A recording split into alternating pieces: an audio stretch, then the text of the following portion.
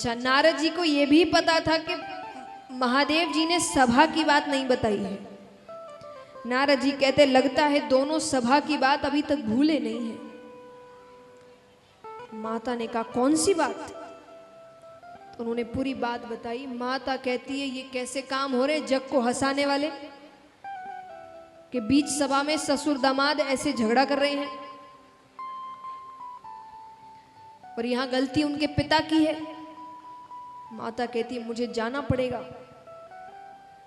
पर कैसे जाए? महादेव जी तो मानेंगे नहीं। फिर भी कोशिश करती है। महादेव जी के पास जाकर ऐसे दिखा रही है मानो उनको सब पहले से ही पता है कि यज्ञ होने वाला है। माता ने कहा तैयार हो जाइए, हमें पिताजी के घर जाना है। महादेव जी नेत्र बंद कर कर बैठे हैं। उन्होंने कहा निमंत्रण आया है, आया है तो चलो।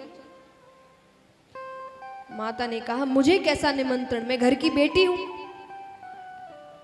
महादेव जी कहते मैंने आपको नहीं रोका, मैं नहीं जाऊंगा। माता कहती आप समझते नहीं हैं, हम किसी के यहां नहीं जाएंगे तो कोई हमारे यहां नहीं आएगा। महादेव जी कहते अच्छा है ना आए, 10 सांसारिक लोग आएंगे, 10 सांसारिक बातें करेंगे, कोई नहीं आएगा, हम भगवान का नाम लेते रहेंगे। माता ने कहा मुझे तो जाना है। अब दोनों में थोड़ी बाता बाती हो जाती है, पर माता चली गई।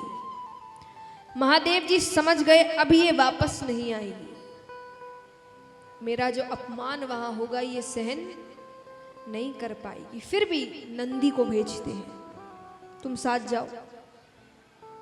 वहां जाती है। अब देखिए जैसे कुछ नियम होते हैं पूजा पाठ के, जैसे आप किसी भी भगवान का कीर्तन कराइए, किसी भी भगवान की कथा कराइए, पहली पूजा किसकी होगी? गणेश। ये नियम है, करना ही पड़ेगा।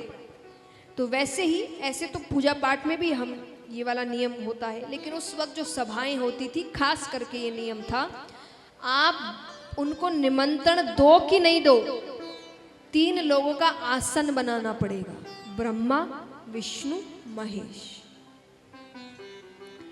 माता जाती है, ब्रह्मा जी का आसन है, विष्णु भगवान का आसन है, लेकिन महादेव जी का आसन नहीं है। ब्रह्मा जी विष्णु भगवान उस सभा में नहीं आए थे। इतना बड़ा अपमान, मेरे पति का आसन तक नहीं रखा। वो कुछ कहे इससे पहले दक्ष राजा आते हैं, आकर कहते अरे तुम्हें किसने बुलाया? मैंने तो निमंत्रण नहीं भेजा था। अपने पति के साथ रहकर उस जैसी हो गई हो, बिना बुलाए कहीं भी पहुंच जाती हो। सती माता कहती है मैं चाहूं तो अभी आपका वध कर सकती हूं। क्यों कहा ऐसा? क्योंकि हम भूल रहे हैं, चाहे सती हो चाहे पार्वती हो, असल में ये रूप किसका है? दुर्गा, काली। क्रोध इतना है कि इनके क्रोध को शांत करने के लिए महादेव जी को नीचे लेटना पड़ा था, वरना पूरी दुनिया खत्म हो जाती। इनको इतना क्रोध था। तो रूप तो यही है। तो उसने कहा कि मैं चाहूं तो अभी आपका वध कर सकती हूं, लेकिन मैं नहीं चाहती आगे जाकर बेटियों पर पिता हत्या का कलंक लगे, कि एक बेटी ने अपने पिता को ही मार दिया। पर मुझे दुख है कि इस शरीर को आपने पाल पोस कर बड़ा किया है, मैं इसे ही खत्म कर दूंगी। और उसी हवन कुंड में माता ने अपनी आहुति दे दी। महादेव जी तक बात पहुंचती है, वो अत्यंत क्रोधित होते, अपने गण को भेजते हैं, वीरभद्र नामक गण को, सब कुछ तहस नहस कर दो, कुछ नहीं होना चाहिए वहां पर। वीरभद्र जाता है, दक्ष राजा के सर धड़ को अलग कर देता है। माता का शरीर पड़ा हुआ है वहां पर विष्णु भगवान आते हैं, क्योंकि यज्ञ धर्म का कार्य है और धर्म का कार्य अधूरा नहीं छूटना चाहिए। उन्होंने कहा यज्ञ तो पूरा करना पड़ेगा। तो दक्ष राजा को बकरे का सर लगाया गया, यज्ञ पूरा किया गया। उसके बाद माता के शरीर को लेकर महादेव जी परिक्रमा कर रहे हैं, सब काम भूल गए। तब विष्णु भगवान ने अदृश्य रूप में अपना सुदर्शन चक्र फेंका वो एक एक करके माता के अंगों को काटने लगता है।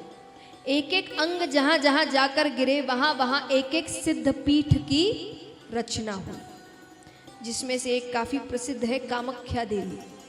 ये सब सती माता के अंग हैं। जब कुछ बचता नहीं है तो वापस कैलाश पर्वत आकर तपस्या करने लगते हैं।